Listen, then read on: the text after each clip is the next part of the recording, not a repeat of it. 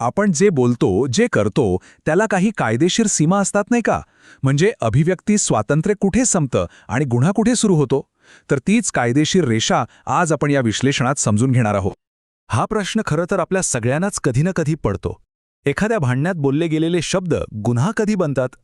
चला, ह्याच प्रश्नाचं उत्तर शोधूया आणि या गुंतागुंतीच्या विषयाचा उलगडा करूया. ठीक आहे, चला तर मग सुरुवात करूया. सगळ्यात आधी आपण त्या गुन्ह्यांबद्दल बोलू जे थेट एखाद्या व्यक्तीला लक्ष्य करतात, आणि याची सुरुवात होते फौजदारी धमकीपासून. आता फौजदारी धमकी म्हणजे काय? तर हे फक्त रागाच्या भरात बोललेले शब्द नाहीत. कायद्यानुसार या 3 गोष्टी महत्त्वाच्या आहेत.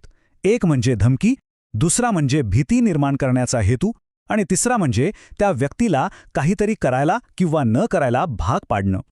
बरं, मग धमकीचा गुन्हा नक्की ठरतो कसा? कायद्याच्या भाषेत याला 3 महत्त्वाचे घटक लागतात. पहिला म्हणजे सरळ धमकी दिली गेली पाहिजे, म्हणजे शरीर, मालमत्ता किंवा प्रतिष्ठेला इजा पोचवण्याची.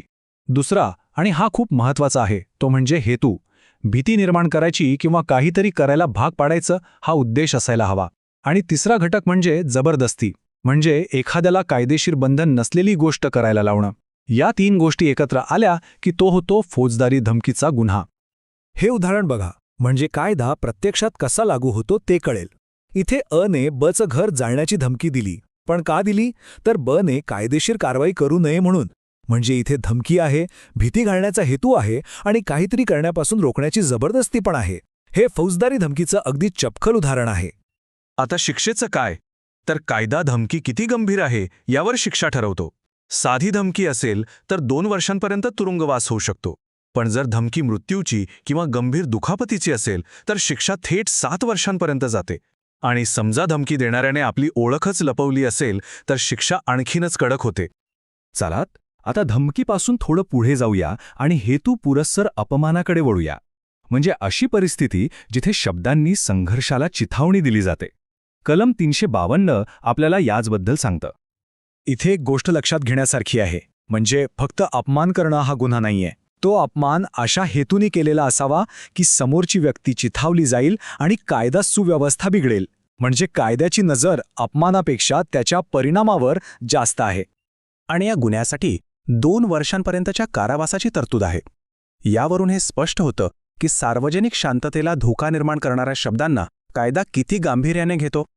आता इथे एक महत्त्वाचा बदल होतोय. आत्तापर्यंत आपण ज्या गुन्ह्यांबद्दल बोललो, म्हणजे धमकी किंवा अपमान, ते कसे होते? ते थेट एका व्यक्तीला लक्ष्य करत होते. पण आता आपण आपला मोर्चा वळवणार आहोत अशा गुन्ह्यांकडे ज्यांचा परिणाम एका व्यक्तीवर नाही तर संपूर्ण समाजावर, राज्यावर किंवा सार्वजनिक शांततेवर होतो. म्हणजे आपण वैयक्तिक हानीकडून सार्वजनिक हानीकडे जातोय. सार्वजनिक उपद्रव म्हणजे अशी परिस्थिती जिथे शब्द, अफवा किंवा चुकीची माहिती संपूर्ण समाजासाठीच धोकादायक ठरू शकते. चला पाहूया कायदा याबद्दल नेमकं काय म्हणतो. तर सार्वजनिक उपद्रव म्हणजे नेमकं काय? यात बऱ्याच गोष्टी येतात, जसं की सैन्यात बंडखोरी घडवण्याचा प्रयत्न करणे, लोकांमध्ये अफवा पसरून भीती निर्माण करणे किंवा 2 समाजामध्ये तेढ निर्माण होईल असं काही बोलणं किंवा लिहिणं. या सगळ्या गोष्टी कायद्याच्या कक्षेत येतात. प्रथमा, कायद्यात नेहमीच काही बारकावे असतात. या गुन्ह्याला सुद्धा एक महत्त्वाचा अपवाद आहे जो समजून घेणं खूप गरजेचं आहे.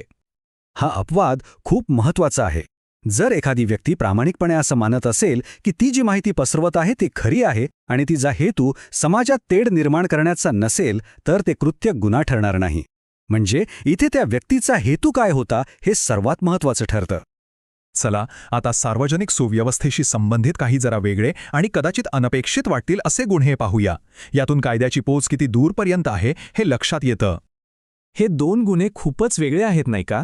एकीकडे कलम 354 श्रद्धेचा गैरवापर करून मानसिक दबाव टाकण्याला गुन्हा ठरवतं, तर दुसरीकडे कलम 355 सार्वजनिक ठिकाणी शिस्त राखण्याबद्दल बोलतं.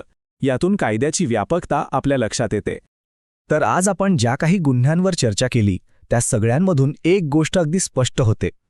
कायदा फक्त झालेली कृती बघत नाही, तर त्या कृतीमागचा हेतू काय होता आणि त्या कृतीचा परिणाम काय झाला, या दोन्ही गोष्टींना खूप महत्त्व देतो. आणि शेवटी हा एक विचार करायला लावणारा प्रश्न. ज्या काळात हे कायदे बनले तेव्हा ना इंटरनेट होतं ना सोशल मीडिया. मग आजच्या या ऑनलाईन जगात या जुन्या कायद्यांचा अर्थ कसा लावला जातो? यावर नक्कीच विचार करायला हवा.